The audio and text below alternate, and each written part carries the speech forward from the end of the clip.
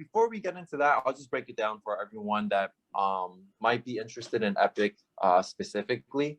As far as I know, and I don't know if anything has changed, I've heard of like the main three ways. You go to a hospital, they sponsor you, they send you for training, and you get your certifications. So that's one way. The second way that I've heard of is you go and work for like a big consulting firm, and you're a full-time consultant on their payroll, like Accenture or Deloitte or something. And then very similar, they'll send you to certification and then put you on assignments.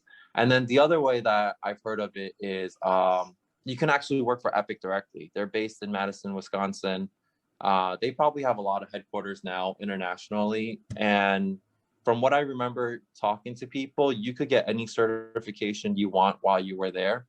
And then, you'll work with the clients, the hospitals who actually use Epic, or you could be another role and you might never be client facing.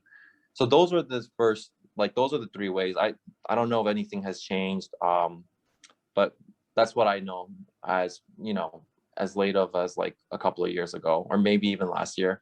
Anyway, for my first position, when I was looking, I was in like 2012, and it's tough. I don't know how it is today though, but I think it's a tough market. I think that like when you're young and you've never had a big corporate job before and you're just entering, like it's just one big question mark on the other side of the door, right? So I think now looking back on it, you start to kind of piece things together, and I probably still don't know the majority of it, but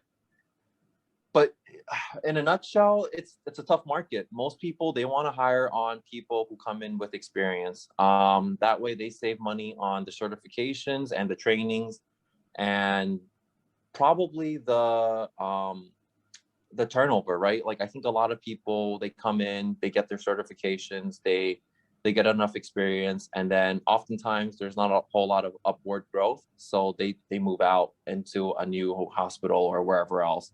And I think all that put together just makes managers and directors saying like, hey, I want someone ready to hit the ground running, instead of like, I want someone new to invest in them, and there's a high chance of them leaving anyway. But for me, that's just the kind of stuff that I was up against. And then I didn't have a whole lot of clinical experience. I had like barely some IT experience that wasn't really like transitive to an Epic role. So I actually would hit up anyone and everyone that I could, from friends that I knew were working in the field that I wanted to be, to HR, to a managerial title. I sent out cold emails. Sometimes I did cold calls, and specifically for the way I got into my first job, I got connected to an HR person. There was an application, there was like a posting that, they needed some Epic analyst. I applied, didn't get it, and just kept in touch with them. And then they told me that, oh yeah, they have some roles coming out soon, but hospital bureaucracies, they have to go through like a million hoops before they are able to post it. So I think for like the next 8 months, every week or every other week, I would just keep in touch with her.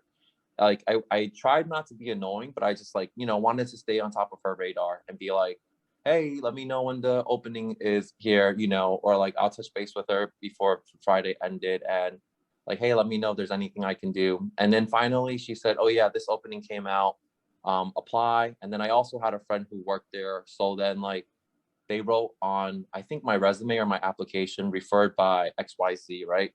And then I think just with that was like, I needed to put in all the strings to get in front of someone. And then I eventually got my interview, did well on the interview, got a second round interview, did well. And then, the last round of interviews just for formality, and then got the job. So yeah, it's tough. And I think that like, if you're trying to break into something, or if you want something bad enough, you really just gotta like throw out all the cards and all the moves that you have. And eventually you'll probably get in.